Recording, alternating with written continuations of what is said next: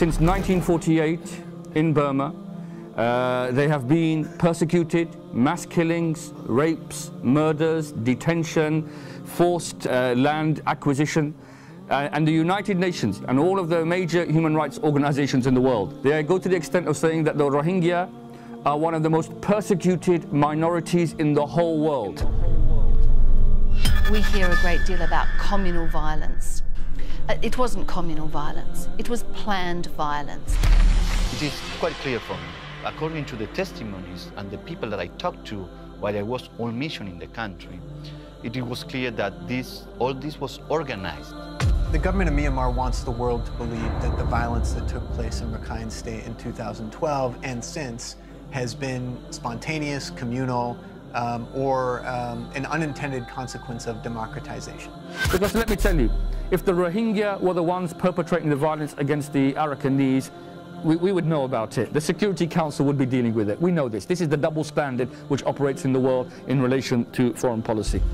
According to the UN report, there were consistent accounts that Rakhine from other areas were brought in to reinforce local communities prior to attacks.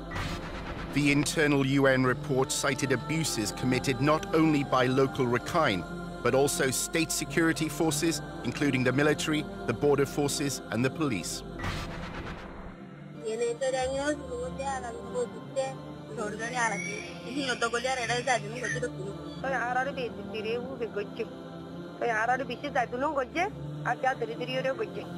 It's targeted against the Rohingya in a very clear fashion. It's not that anyone in the Rakhine State is being raped, it's that Rohingya women are being targeted.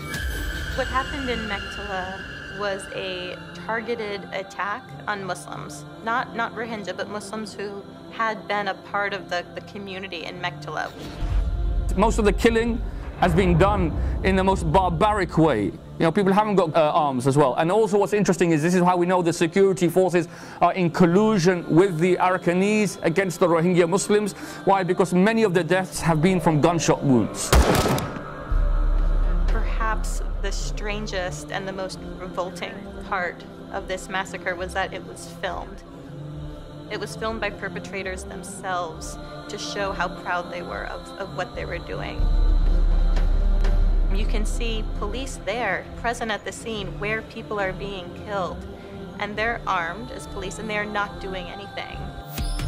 The regime of Thein Sein is prepared to use the hate speech for the government's own ends, and that is to marginalise, segregate, diminish the Muslim population inside Burma. It's part of a genocidal process.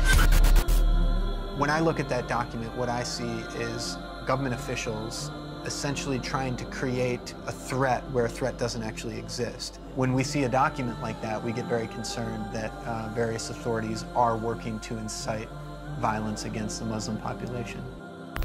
There is a strong case to be made that there are political forces at play, state forces at play, fomenting anti-Muslim sentiment, fomenting violence, and in the case of Rohingya, fomenting violence that could amount to the crime of genocide.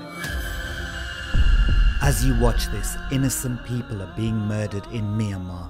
Whole villages are being burned to the ground. The Rohingya Muslims in Western Myanmar have been discriminated against for decades, but inter-community violence has surged over the last 2 weeks. A serious humanitarian crisis is imminent. According to UN sources, more than 140,000 people have fled to the border of Bangladesh, barely escaping with their lives. 400,000 Rohingya Muslims are still trapped in conflict zones in Western Myanmar at risk of serious humanitarian rights abuses. The Bangladeshi border camps are struggling to cope with the influx of refugees, and basic necessities like food, clean water, shelter and medical equipment are all in short supply. Overcrowding and a lack of sanitation facilities will create an environment ideal for the spread of disease. The time to act is now. Our brothers and sisters in Myanmar are experiencing unimaginable suffering. Thousands of families have been forced to leave everything behind after witnessing unspeakable horrors. For just £65, you can provide a hungry family with enough food for a whole month. Donate online at justgiving.com/Burma or visit www.taskforceglm.org. Make a difference today.